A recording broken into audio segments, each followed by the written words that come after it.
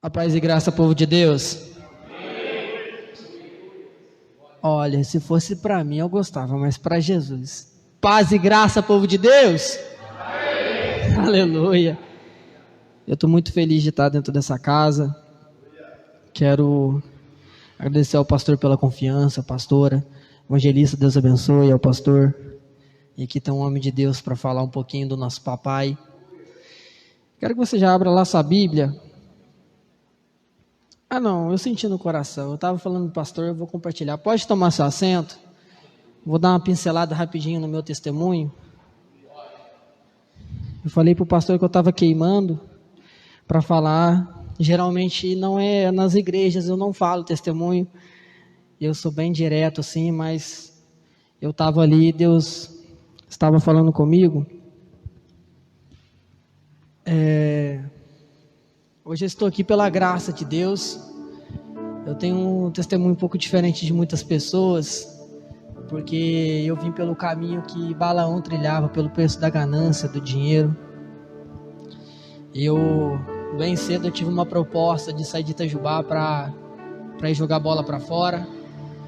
Meu primeiro clube foi um clube bem pequeno, no Atlético Mineiro, Vespasiano, lá em BH, onde eu fiquei um bom tempo lá como jogador. Depois aí Deus foi abrindo as portas sobre a minha vida. E eu era católico, aquele católico que só fala que vai na igreja, mas nunca aparece lá. E Deus foi abrindo muitas portas sobre a minha vida. De lá do Atlético eu fui para São Paulo, joguei na Lençoense de São Paulo, Campeonato Paulista. Joguei no Rio de Janeiro, no Audax. Joguei no time do Zico, CFZ. E quando eu estava jogando, estava muito bem. Cheguei no profissional do Audax do Rio de Janeiro. E quando tudo estava dando tudo certo na minha vida, tudo certo, um dia eu resolvi visitar uma igreja evangélica. Só que lá eu já comecei a me envolver com algumas coisas erradas. Comecei a andar por caminhos que não agradavam o coração de Deus. E o pior erro, que já eu vou ministrar, é quando nós pensamos que somos nós que temos capacidade das coisas, enquanto nós tiramos todo o crédito de Deus. E aquilo ali eu começava a colocar mérito em tudo que eu vivia, que era mérito meu, porque eu tinha treinado bastante, porque eu tinha capacidade, porque eu tinha força e nem ligava para Deus naquela época. Quando eu entrei numa igreja evangélica, uma irmã do coque, né? Tem gente que já riu. A irmã do coque falou assim: Deus tem algo sobre a sua vida e não vai ser no futebol, vai ser dentro da casa dele. Eu falei: essa irmã deve ficar louca, porque eu nem conheço a palavra. E outra, já tem coisa acontecendo na minha vida, tudo dando certo. Ela falou assim: não, se você rejeitar a voz de Deus hoje, Deus não rejeita você, mas Deus vai te trazer para perto. E ali estava tudo dando certo. Eu tive uma proposta de ir para o Egito, jogar no time do Egito e um time de Portugal. Na época o empresário Cazu, ele entrou no meio. O Cazu é um grande empresário de grandes jogadores de São Paulo, do Bruno Cortez, se não me engano, de São Paulo, que estava no São Paulo. Ele queria me levar para Portugal e para o Egito. E na semana que eu estava para ir para fora, para arrumar o documento e assinar com o clube do Egito, eu num treino, eu virei meu tornozelo e eu quebrei a moléula do meu tornozelo, a bolinha do tornozelo que a gente pisa, eu quebrei. E quando eu voltei, eu cheguei e eu vi minha casa toda destruída, porque quando eu saía minha família estava tudo bem, mas quando eu voltei meu pai havia saído de casa, havia traído minha mãe, foi embora de casa. Eu cheguei, minha mãe com depressão. Na época meu primo pastor Gustavo, ele foi lá orar por ela. E naquela época, naquele dia que a minha mãe sentada na janela ia tirar a sua vida, eu falei: depois da minha mãe vai ser eu. Eu estava prestes a tirar a minha vida e Deus levantou uma menina para falar comigo na rua. Falou assim: o que Deus falou com você lá fora, Deus volta a te dizer de novo. Não era o caminho que Deus tinha sobre a sua vida. Deus tem algo com você sobre a palavra. E na palavra Deus vai te levantar. O dia que eu ia cometer um suicídio, aqueles amigos que batiam nas minhas costas, tamo junto. Aqueles amigos que curtiam minhas fotos no Facebook, nos clubes, o que precisar nós estamos juntos, vou te ajudar. Foi os primeiros a falar assim: ah não, quando der a gente te ajuda. E me excluíram. Porque tem gente que chega na nossa vida como pessoas para ser oportunistas, criar oportunidade através daquilo que Deus está fazendo na sua vida. Já já a gente vai falar um pouquinho dessa palavra. Então Deus ele falou comigo naquela noite.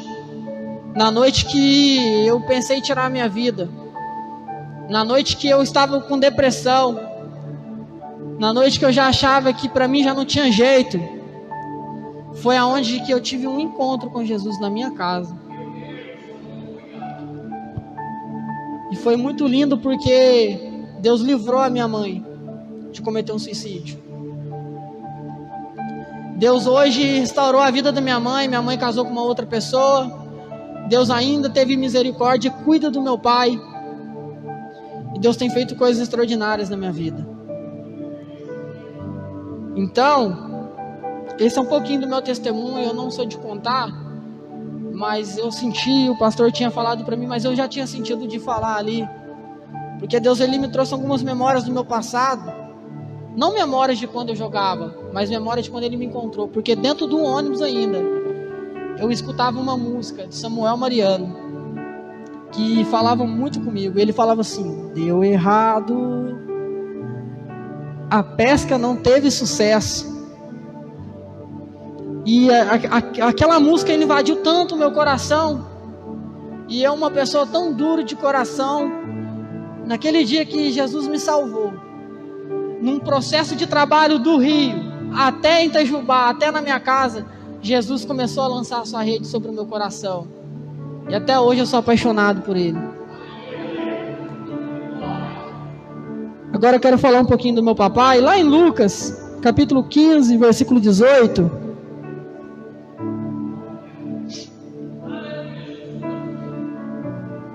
Hoje eu sou casado, tenho um filho de 1 ano e 4 meses, 5 meses. Agora nasceu um filhinho ontem de ontem, por isso que a minha esposa não está aqui hoje.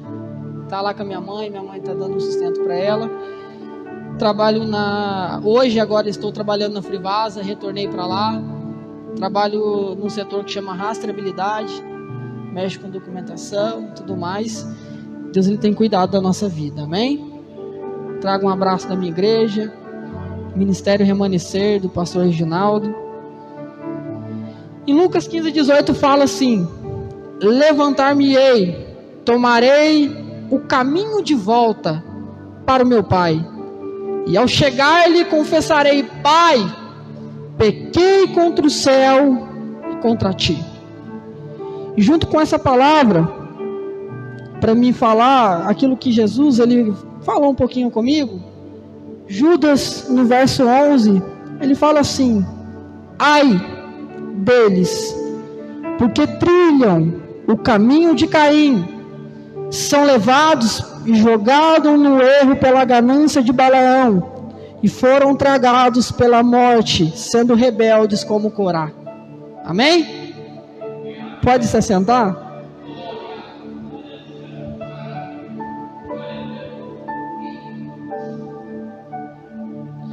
De volta para a casa do pai é muito interessante, ou voltando para casa, de volta para casa, porque quando nós falamos desse contexto, muitas pessoas elas pensam: poxa, é só voltar, mas não. Hoje eu quero falar sobre os caminhos que nós trilhamos, que nos leva para longe da presença. Porque a primeira coisa, quando nós vamos observar, é que quando Jesus ele vai estar ali sentado, ele vai estar ali recebendo pessoas desqualificadas pelos fariseus. Eles vão dizer: olha, ele senta, ele come com eles, reparte o pão com eles. E Jesus começa a falar algumas parábolas que todo mundo já conhece. A das 100 ovelhas, a que uma se perde e tem que deixar as 99 para buscar. A primeira é que aquela que andava em grupo se perdeu. A segunda parábola é da dracma, foi perdido dentro da... Uau! Então quer dizer que não adianta estar dentro da casa. Tem que saber aquilo que você está fazendo dentro da casa. Foi perdido dentro. E o terceiro é alguém que estava dentro e resolveu sair para fora. Então fala sobre 3 caminhos. A parábola ela nos mostra, ela é bem simples, falar 3 caminhos. E eu também quero falar esses 3 caminhos. Porque todos nós sabemos que só há um caminho que nos leva até Deus. E isso o próprio Jesus disse em João 14,6. Eu sou o caminho, eu sou a verdade, eu sou a vida. Muitas das pessoas têm isso como um jargão na sua vida. Não, eu sei que Ele é o caminho, uma hora eu volto. Eu sei que é o caminho. Eu sei que só através da fé, mas só através da fé não é suficiente. Também é a submissão ao senhorio de Jesus sobre nossa vida, que vai nos preparar para ter um encontro com Ele, com o nosso Pai. Então todos nós já sabemos o caminho que faz nos voltar à presença, à essência, aquele que é digno de toda a honra, aquele que é digno de todo o louvor. Então só há um caminho que nos faz voltar à presença, que é Jesus. Mas talvez hoje muitas das pessoas vão falar: poxa, mas não tem como achar algo mais claro do que o próprio Jesus falando que Ele é o caminho. Não tem como, não há livros que vamos ler, não há vídeos que vamos fazer, enxergar que o próprio Jesus já disse que Ele é o caminho. Então isso já ficou claro para todo mundo. É muito claro. Para quem é da igreja, para quem não é da igreja, sabe que o único caminho que leva até o Pai é através de Jesus. Só há um mediador entre Deus e os homens, que é Cristo. E nós podemos nos perguntar: poxa, mas por que então muitos ainda têm dificuldade de entender? Todos sabem, mas têm a dificuldade de entender.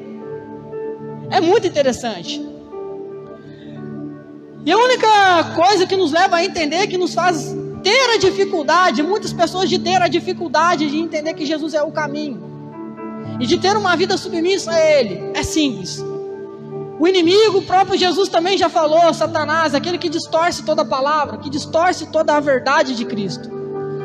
E nunca se viu uma geração e igrejas hoje distorcendo-se a palavra, trazendo-se o mundo para dentro e não deixando de ser igreja lá fora. Um dia Deus me deu uma palavra, eu quero falar, eu não escrevi, e foi algo muito interessante que Deus falou no meu coração. Eu fui procurar a igreja lá fora, não achei, mas quando procurei o mundo aqui dentro, acabei encontrando. Uau! E quantas igrejas do mundo inteiro estão se corrompendo? Isso se fala de forma geral. Quantos escândalos no mundo evangélico, ou como hoje é muito conhecido no mundo gospel, todos nós podemos enxergar através de redes sociais, pessoas a cada dia, artistas a cada dia se corrompendo, porque sabem o caminho, mas não entendem o significado do caminho, que é Jesus.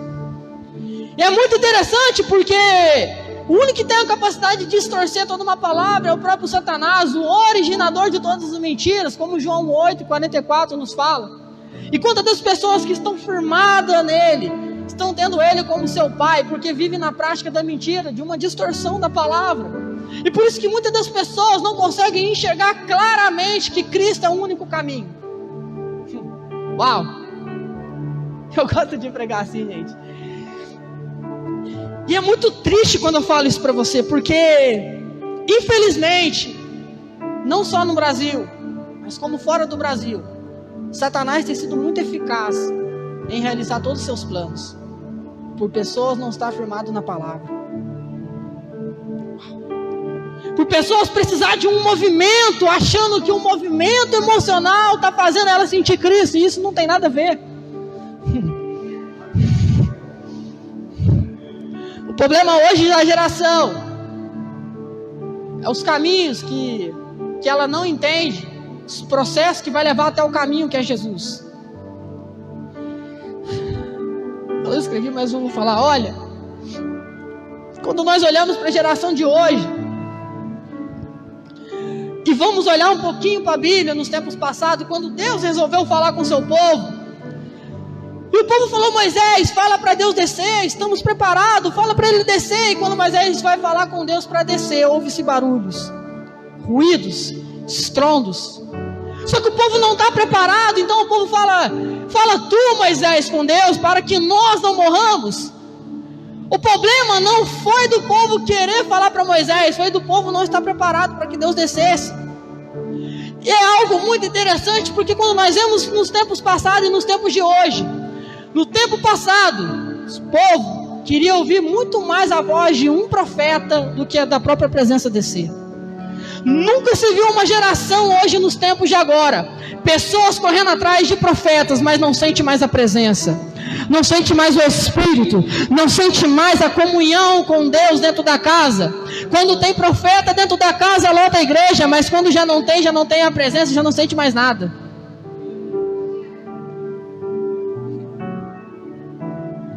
O povo valorizava muito mais um profeta do que da própria presença descer. E nos tempos de hoje, isso não é novidade, todo mundo já pode enxergar o que acontece. E Judas, ele vai falar sobre esse caminho. 3 caminhos: o caminho de Caim, o caminho de Balaão e o caminho de Corá. Eu quero falar um pouquinho com você, conversar um pouquinho com você, porque às vezes nós estamos trilhando esses caminhos e nós não estamos percebendo. Estamos dentro da presença, dentro da casa, mas estamos sendo levados por caminhos que vai nos fazer tirar da comunhão que está com Ele.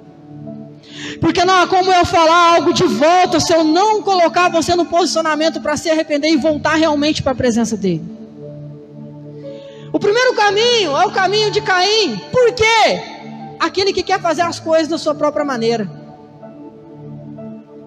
Caim, ele é aquele que vive rejeitando o sacrifício de sangue. Aleluia. É aquele que vive rejeitando o sacrifício de sangue para fazer as coisas da sua própria maneira e agradar a sua própria vontade. Caim, ele é o tipo do homem natural religioso, se veste bem, anda bem, até tem um linguajar bom, ele até quer servir a Deus, mas primeiro as suas vontades falam na frente.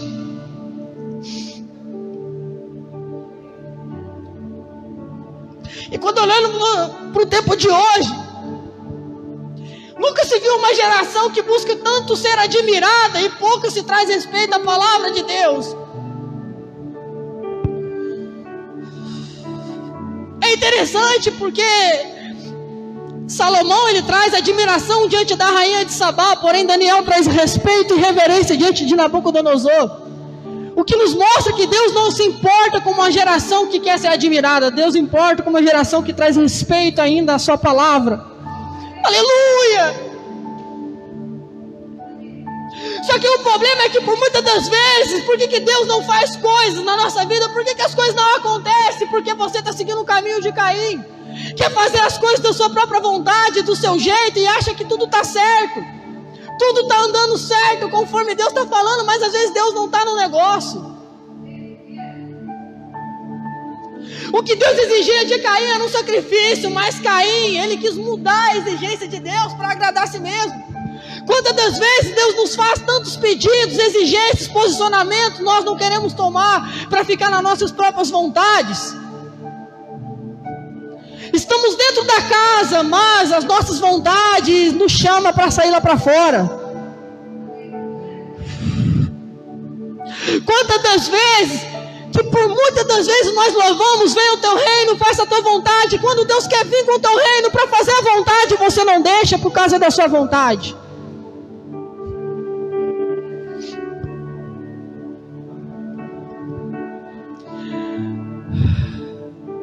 Quantas pessoas hoje querem remover o sangue de Jesus para fora da igreja por causa da sua vontade? Fala-se de dinheiro, de prosperidade, mas não fala do sangue que vai te posicionar no propósito. Aleluia! Assim, se tem hoje uma teologia da prosperidade, se lota-se igreja, chama empresários, mas Jesus não quer empresários, Jesus quer o coração dos empresários. E por isso que muitos lugares têm mudado métodos, têm mudado palavras de motivação, palavras de enriquecimento, palavras de prosperidade. Jesus não está nem aí. Jesus quer palavra de arrependimento, de submissão, de caráter, de transformação de vida, de renovação, de aliança na presença dEle.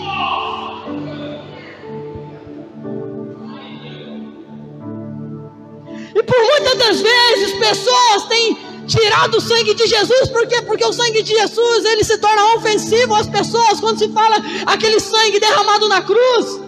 Porque foi com o preço daquele sangue que ele pagou pelo seu pecado, te resgatou do império das trevas. E pessoas não querem ouvir sobre o pecado, pessoas não querem ouvir sobre arrependimento, pessoas não querem ouvir sobre conserto, sobre restauração.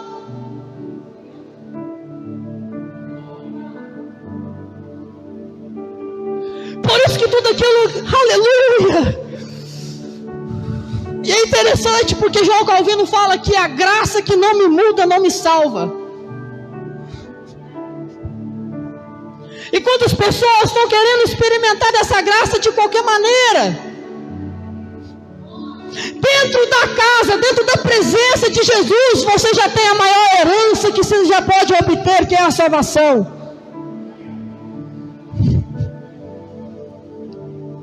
E nós estamos vendo essa atitude hoje em inúmeras pessoas. Pessoas que não aceitam quando se vê uma palavra de conserto, que é sair da presença, abrindo-se mão da sua herança dentro da casa para ouvir palavras que vai o agradar lá fora. E hoje é algo muito difícil, porque quando nós falamos de inferno, sobre arrebatamento, as pessoas não querem ouvir. Quando se fala, fulano vai vir, fulano prega bem, tem palavra, ninguém quer ouvir. Mas se falar, revela CPF, RG, se lota a igreja.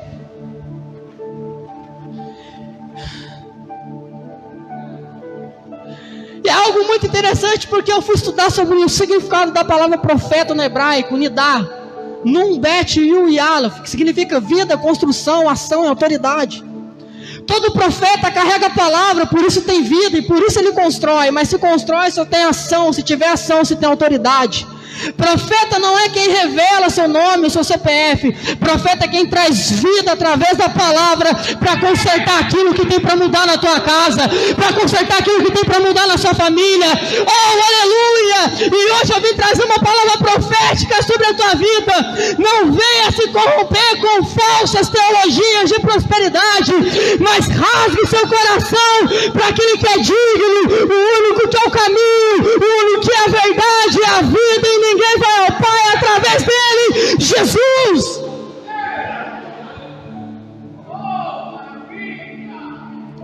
E por isso que não se pode falar de sangue, arrependimento, sangue de Cristo. Porque um dos grandes escritores do Novo Evangelho, apóstolo Paulo, capítulo 1, versículo 7 de Efésios, ele vai falar que nós temos a redenção, o perdão dos nossos pecados através do seu sangue, segundo a riqueza da sua graça. E quando nós falamos do sangue de Jesus, nós falamos de redenção, falamos de perdão. E a redenção, meu irmão, significa um preço que ele pagou para te libertar. Levíticos 25, 47, era um preço que tinha que ser pago.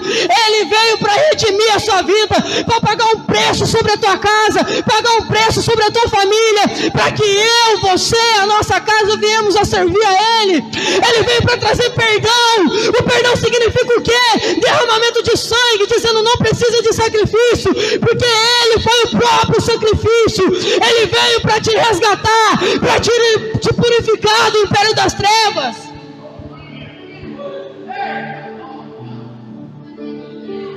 Só que o pior erro é que nós estamos pelo caminho de Caim, querendo fazer as coisas na nossa própria vontade, removendo o sangue de Cristo da nossa vida. Por quê? Porque a gente quer mudar o sacrifício que já foi feito, queremos adulterar o sacrifício que já foi feito, queremos colocar o carro na frente do sangue, aleluia, queremos colocar igrejas cheias na frente do sangue, queremos colocar admiração de pessoas na nossa vida, ao invés de colocar o sangue de Jesus na nossa vida, aleluia, queremos buscar pelo prêmio do dinheiro, pelo prêmio da ganância, mas não pelo preço do sangue de Jesus.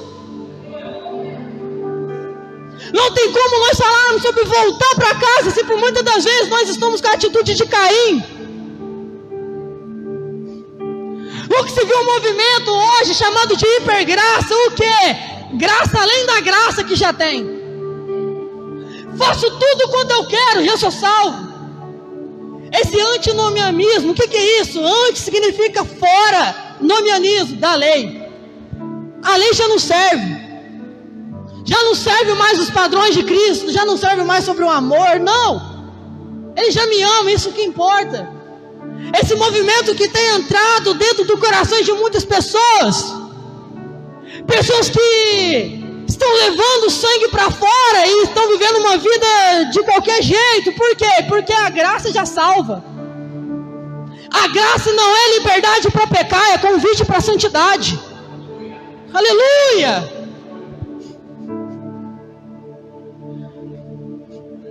E todas as vezes que os caminhos e métodos do homem, removendo a graça, removendo o sangue, querem substituir os caminhos de Deus, por isso que o poder não desce, por isso que as coisas já não acontecem mais como era antes, por isso que já nós não vemos paralíticos andar, pessoas serem curadas, por isso que nós não vemos pessoas rasgar o coração diante da presença e falar: Pai, pequei contra Ti, estou voltando, hoje eu me rendo aos Seus pés.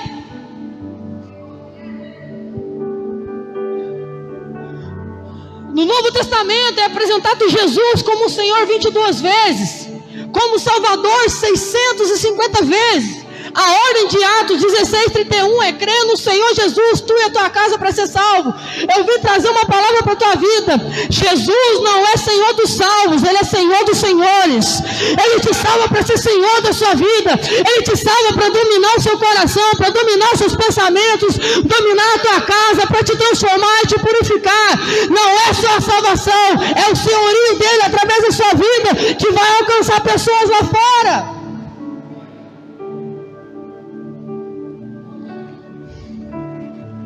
Caim, ele não queria oferecer aquilo que Deus exigia. Pessoas que falam: olha, eu adoro da minha maneira, isso já está bom, está tudo certo. Era exatamente o que Caim estava fazendo. Eu adoro do meu jeito, não tem nem aí se vai agradar a Deus. Tá bom do meu jeito, faço da minha maneira. Só que nós precisamos entender que o culto não é para agradar você. O culto não é para ser bom para você. O culto tem que ser bom para Ele, para agradar a Ele. O culto é para você entender que você não merecia nada, mas foi o preço dele que te colocou aqui dentro. Por isso que Isaías 43:10 fala: vós sois a minha testemunha. Para quê? Para que saibais, creiais e aí entendais. Não para que você goste, para que saibais, creiais e aí entendais. Entendais o que? Aquilo que é bom, perfeito e agradável, como Romanos nos mostra. Aleluia! O que é isso? É bom para te trazer de volta, agradável para te transformar. Aleluia! Mas é para agradar a vontade dele que ele te leva para a cruz, para você entender que você não era nada, mas ele pagou um preço, e não é do jeito que você acha que deve ser, mas é do jeito que agradar o coração do nosso Pai.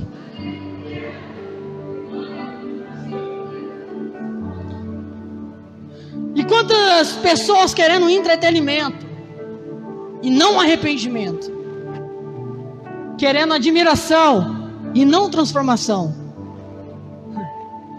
Escuta, eu escrevo essas mensagens porque todas as vezes que eu olho para cá, eu lembro um dia que Deus falou isso comigo.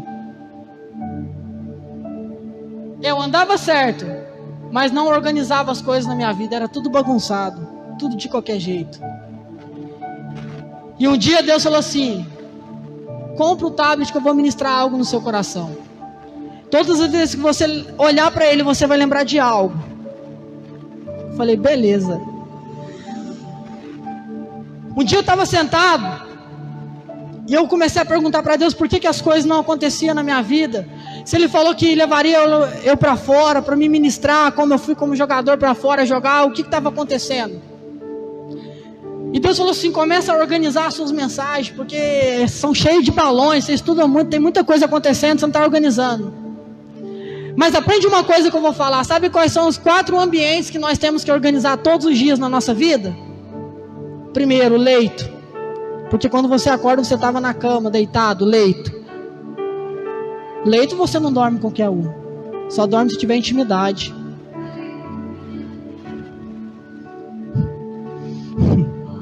Púlpito, não é isso aqui. É quando você fala de Jesus para alguém lá fora, você já está no púlpito. Altar, aonde você recebe de Deus, aonde ninguém te enxerga. Mesa, aonde você senta com a sua família, senta no seu serviço e ali você vai conversar com pessoas. Eu nunca posso distribuir no púlpito o que eu não recebi no altar, que eu não santifiquei no leito, e muito menos que não foi estabelecido diante de uma mesa. Para ser simples, para mim falar aqui, eu preciso estabelecer dentro da minha família. Eu preciso ter recebido do altar, mas preciso ser santificado para que saia palavras de autoridade dentro do altar.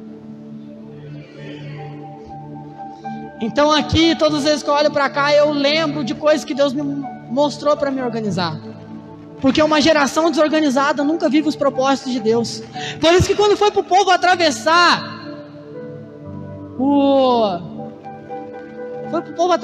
o caminho rumo à terra prometida, Deus colocou 2 trombetas, lá em Números 10, 2 trombetas. Quando tocava, reunia o povo. Quando tocava 2 vezes, era para o povo marchar. Por quê? Para o povo não sair debaixo do limite. Porque dentro do limite tinha proteção, coluna de fogo e a nuvem de dia. A geração que está excedendo o limite de Deus, por isso que não está vivendo no limite, no cuidado dele. Por isso que não está vivendo a provisão que Deus está dando. Por quê? Porque está querendo romper os limites que Deus já estabeleceu. E quando nós falamos sobre Caim, a primeira atitude quer fazer as coisas do seu próprio jeito. Quer transformar um sacrifício, quer buscar as coisas que vai te agradar. É uma geração que não se quer ouvir mais a palavra de confronto, mas quer ouvir a palavra de conforto. É uma geração que para ela o sacrifício de sangue não serve. Tem que ser o sacrifício que vai agradar ela, o sacrifício que é do jeitinho que ela quer ouvir, a palavra que vai ser coach para ela, a palavra que vai trazer ela a ter carro e não ter salvação, a palavra que vai trazer a ela a ter dinheiro, não transformação de vida. É o caminho de Caim. E quantas pessoas estão sendo levadas por esse caminho, o caminho de Caim? Segundo, Balaão. Pessoas que estão se comprometendo com aquilo que o mundo está oferecendo lá fora. O caminho de Balaão, em 2 Pedro, capítulo 2, versículo 15, é um caminho que nos mostra: os quais, deixando o caminho direito, desviaram-se, tendo seguido o caminho de Balaão, que amou o prêmio da injustiça. Balaão era alguém conhecido, um profeta. Um dia eu falei sobre a menina de Atos 16. Para um pouco para pensar em quantas igrejas essa menina estaria pregando se ela estivesse nos tempos de hoje. Quantos congressos essa menina estaria pregando no tempo de hoje? Quantas curtidas essa menina estaria no tempo de hoje nas redes sociais? Quantas pessoas estariam procurando essa menina para pregar dentro dos seus ministérios? Fala para mim, qual é o problema? Não era Deus que estava no negócio. Cuidado que nem todo profeta que você está correndo atrás significa que é algo de Deus na sua vida. E Balaão, ele começou a armar ciladas para o povo de Israel, em busca do dinheiro. Balaão, ele é aquele que começava a falar para o povo: olha, para Balaque, arma os tropeços aí, porque o povo está errado, mas o dinheiro está falando mais alto.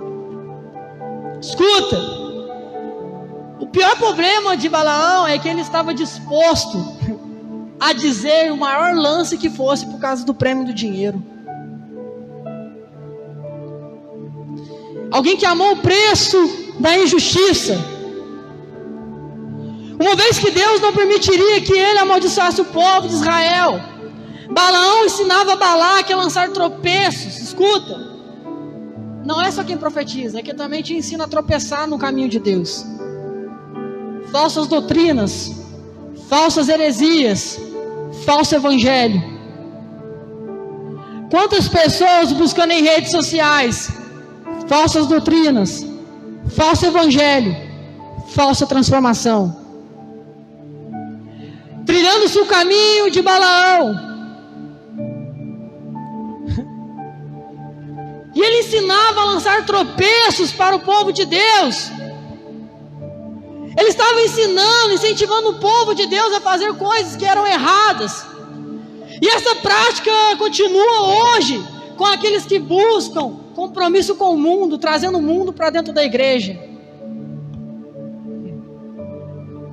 trazendo shows para dentro da igreja, pagando-se artistas para dentro da igreja, querendo aplausos para dentro da igreja, querendo dinheiro para dentro de si. Palavra, mano.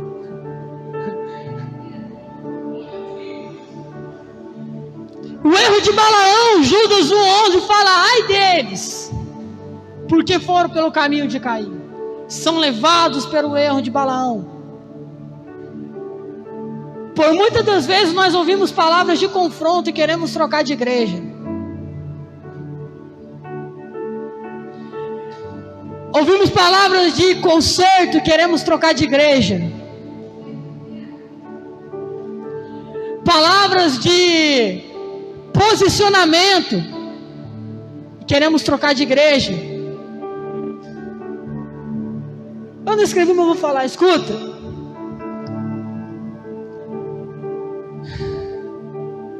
Deus, Ele se importa tanto com a sua vida que Ele já gerou uma promessa dentro de você. Você só precisa acreditar na promessa. Para você acreditar nas promessas de Deus na sua vida, precisa ter palavras de posicionamento na sua vida, palavras de correção para a tua casa, palavras de conserto para você. Escuta, quando o anjo visitou Maria, é algo muito lindo. O anjo fala: descerá sobre ti e vai te conceder aquele que será conselheiro, aquele que será após o trono de Davi, que vai sentar no trono de Davi, ele não vai voltar reino, será salvador. Quem? Jesus. A primeira coisa que Maria coloca para o anjo é: eu não tenho relação com ninguém. Maria, ela está esperando um movimento do lado de fora para começar a acreditar numa promessa do lado de dentro. Aí o anjo fala: olha, descerá sobre ti a sombra do Altíssimo e te envolverá. Aquilo que está dizendo, a promessa vai ser colocada do lado de dentro, Maria. Não precisa ficar buscando movimento do lado de fora. Não precisa buscar show para você acreditar naquilo que Deus tem para fazer na sua vida. Não precisa ficar entrando no Facebook, no YouTube para buscar pregação para você acreditar na promessa. Já está dentro de ti. Escuta uma coisa: como que ela vai ser gerada dentro dela? Quando ela fala assim: eis-me aqui. Se posiciona. Porque promessa não basta estar do lado de dentro, tem que ter um posicionamento do lado de fora. E de onde ela recebe a promessa? Aonde seria gerada em Belém? 210 quilômetros teria que andar. Ela subiria monte, desceria vale. Deixa eu fazer uma pergunta: como que uma mulher grávida anda tanto quilômetro e não perdeu o filho? Não perde a promessa. Se a criança está um pouco do lado direito, ela tem hemorragia. Se a criança está mal posicionada, ela perde a criança. Sabe por que ela não perdeu a promessa? A mulher só não perde a criança se a criança ficar no centro. É porque toda promessa que Deus gera sobre a tua casa e sobre a tua família precisa estar no centro da vontade dele. Quando está no centro da vontade de Deus, tu pode subir monte, tu pode descer vale, pode andar a distância que for, mas a promessa se conclui no tempo certo. Aleluia! Promessa sem posicionamento torna maldição. Então, às vezes, palavras de confronto estão te aproximando perto da sua promessa. Palavras de conserto estão te posicionando para chegar perto daquilo que Deus tem decretado dentro de você.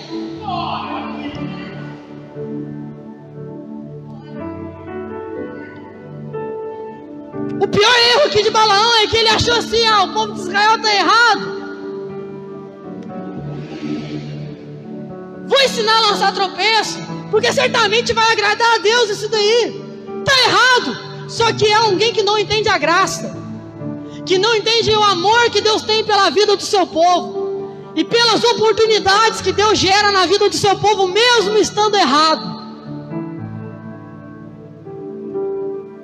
Quantas Quantas oportunidades Deus coloca na sua vida de te trazer para perto da presença dele e você tem desperdiçado?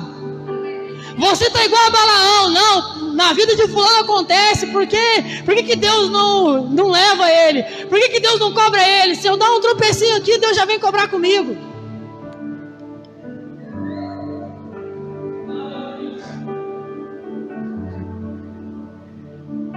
Fulano dá um pisão lá fora, não acontece nada. Deixa eu pisar torto aqui, Deus já quer cobrar comigo.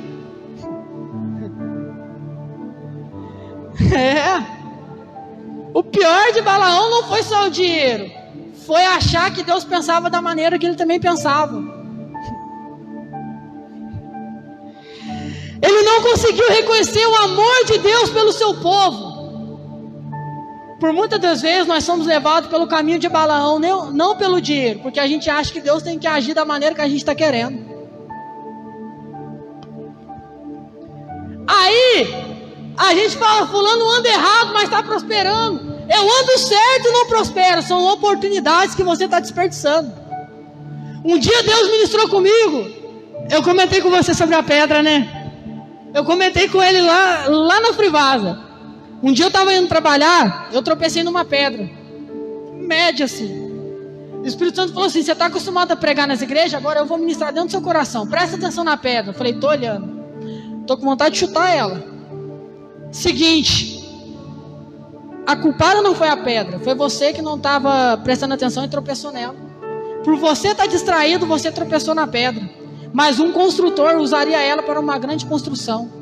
Um empreendedor usaria ela para empreender nas suas estruturas de prédios que vai construir. Um escultor usaria a pedra para fazer uma grande escultura. E Deus falou assim, Davi usou a pedra para derrubar Golias, enquanto Jesus usou a pedra para remover e ressuscitar Lázaro. A questão, filho, não são as pedras de tropeços, é as suas atitudes mediante as pedras na sua vida.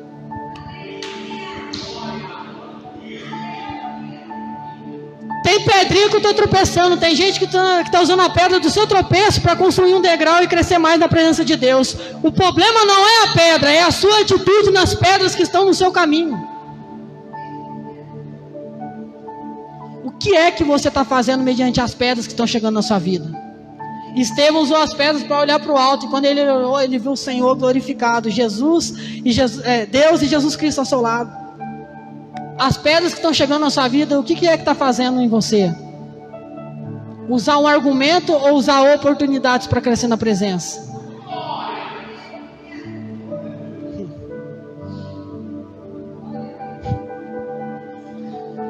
E muitos ainda estão seguindo esse erro de Balaão.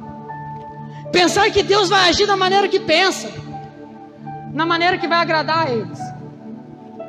E o terceiro, para fechar, o caminho de Corá, em outras traduções Coré. Não importa o nome, mas só importa o sentido. Sabe por quê? É alguém que rejeita a autoridade.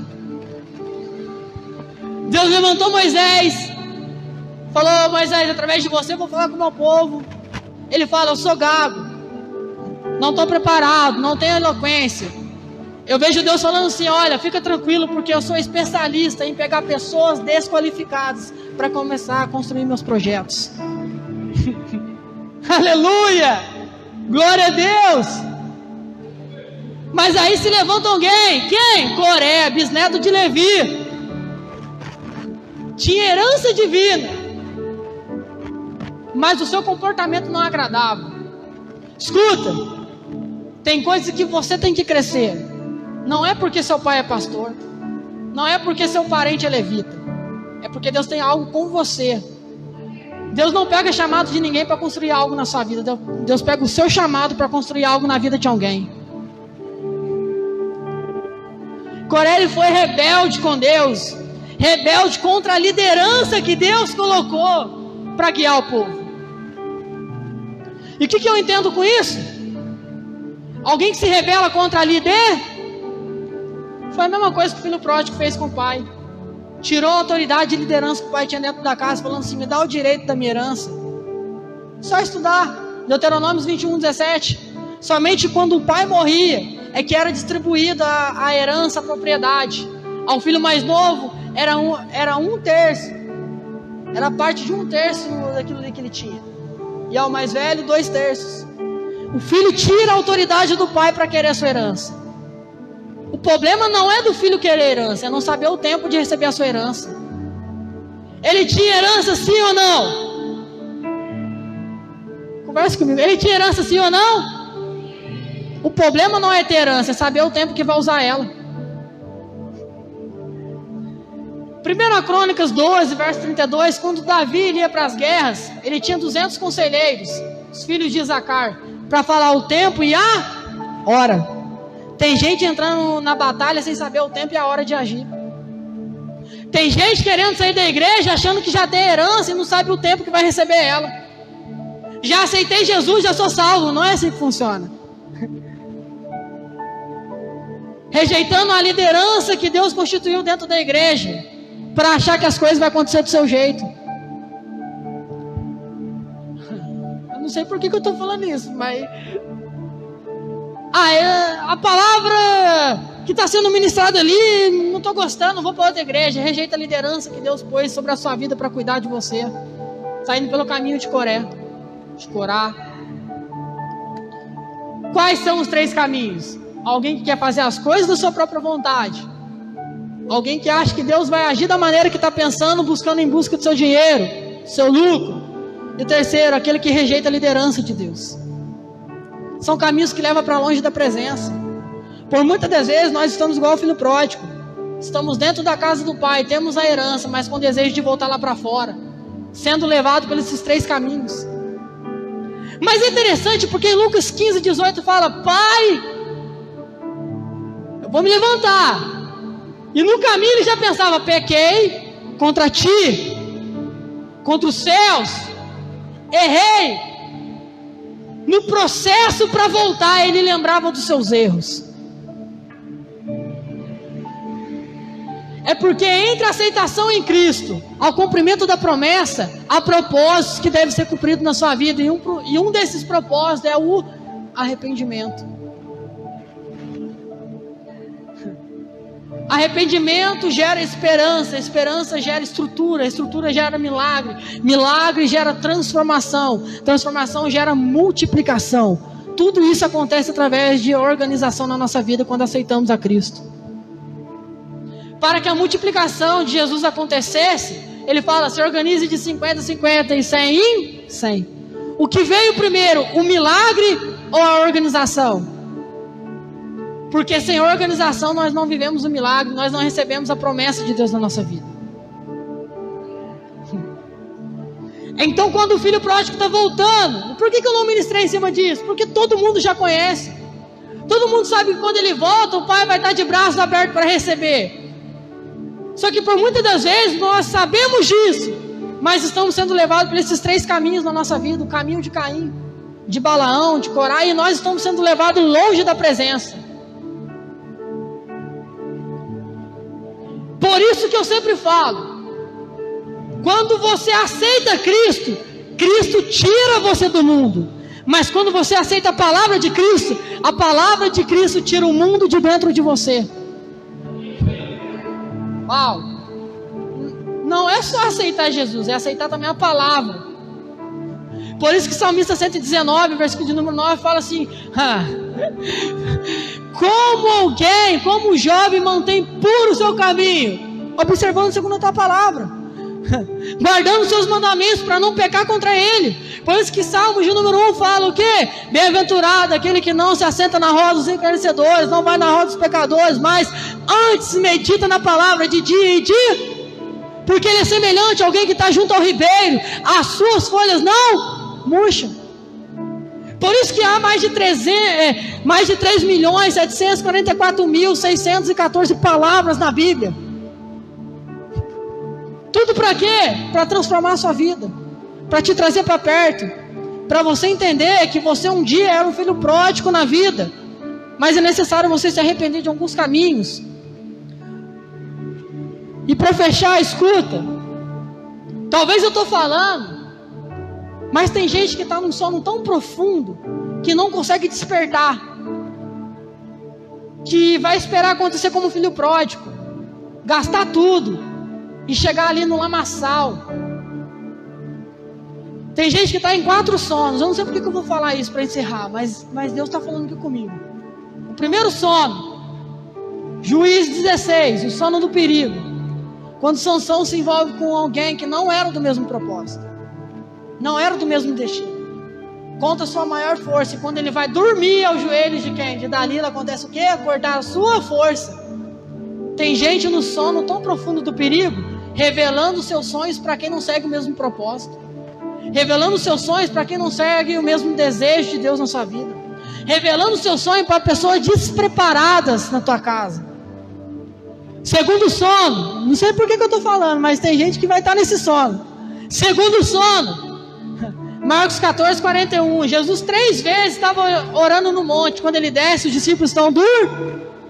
Ele fala, é chegado é o sono da oportunidade. Tem pessoas perdendo oportunidades que Deus está abrindo porque está dormindo.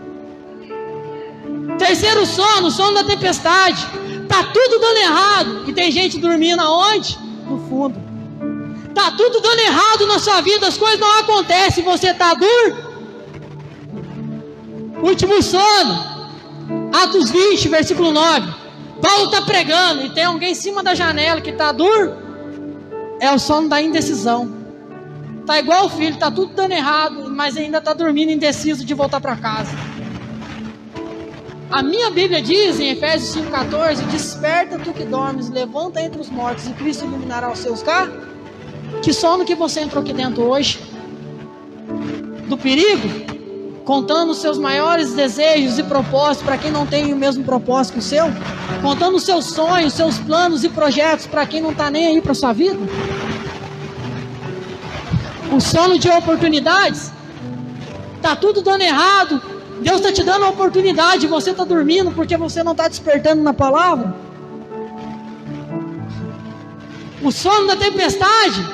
Tudo ao contrário, coisa acontecendo e você está dormindo? Ou é o sono da indecisão? Até se veste bem, mas você não aceita realmente a presença de Deus sobre a sua vida e não deixa Ele transformar a sua casa. Mas a Bíblia diz que se você o despertar, não somos nós pastores que vamos iluminar o seu caminho. Cristo iluminará os seus caminhos. Então eu não sei qual caminho que você estava trilhando, mas eu sei que há um caminho que pode iluminar a tua casa e a tua vida novamente. Um caminho que pode transformar totalmente a tua história, assim como mudou a minha e transformou a minha história, a minha casa. Um caminho que abateu esse cara que era soberbo aqui, ó, para que ele entendesse que ele não era nada sem a presença. Quero convidar você a se colocar de pé.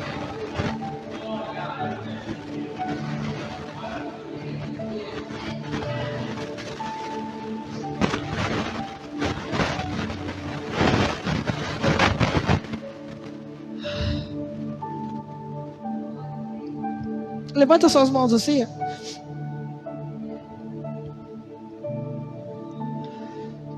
Pai, por muitas das vezes nós estamos dentro da casa, nós temos a herança do Senhor, mas por muitas das vezes nós estamos pensando na recompensa lá fora.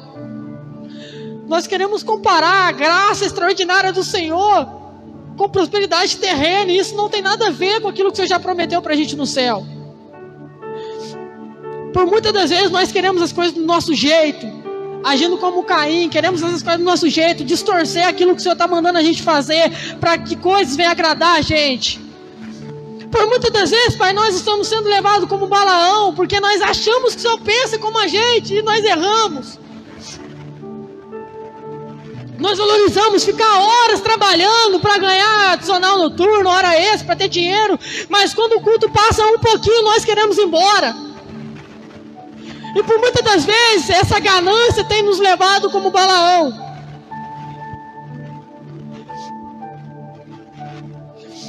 E por muitas das vezes, nós temos agido como Corá na nossa vida. Nós recebemos uma palavra de conserto, nós queremos rejeitar a liderança que o Senhor instituiu na nossa casa, na nossa família. Ou por muitas das vezes, nós estamos no sono tão profundo do perigo, no sono de oportunidades, perdemos a oportunidade que o Senhor nos abre por muitas das vezes, Pai. Nós jogamos culpa no Senhor e o Senhor não tem nada a ver com isso, Pai. E por muitas das vezes tudo está dando errado, mas nós não despertamos, estamos no sono da tempestade. E quantas das vezes, Pai, o Senhor tem nos dado direção para nós tomarmos posicionamento e nós estamos indecisos em não aceitar o Senhor na nossa vida. Pai, é uma palavra tão simples que o Senhor colocou, Pai, mas que o Senhor invade o nosso coração hoje. É um pãozinho com ovo que o Senhor nos deu para comer hoje, mas, Pai, nos torna de volta para casa, Pai. E hoje nós queremos dizer, Pai, nos perdoa, porque nós pecamos contra o Senhor, Pai. Nós pecamos contra a Tua presença, nós vamos voltar à essência do Senhor, a entrar aqui dentro e entender que é o Senhor que reina, tudo tem que ser para o Senhor, não é para nós gostarmos, mas é para agradar o Teu coração, para agradar a Tua presença, para dizer, Pai, aqui é um povo que se prepara para quando o Senhor voltar e buscar a Tua igreja, e se dizendo, eis-me aqui, bem-vindo de meu Pai, aleluia, aqui anda pessoas, Pai, que acreditam que o Senhor vai voltar para buscar a Tua igreja, e nós entendemos, Pai, queremos voltar para a Tua essência, queremos voltar de volta para a Tua casa, Pai. Pecamos contra o Senhor, falhamos pelo Senhor, trilhamos caminhos errados fora da Tua presença, Pai. Mas nós sabemos que ainda há uma herança para nos receber dentro da Tua casa, Pai. Por muitas das vezes nos perdoa, Pai, e nos encontra diante da Tua presença cada dia. Em nome do Senhor Jesus, Pai, eu te agradeço. Eu te louvo, Pai. Aplaude o nome dele.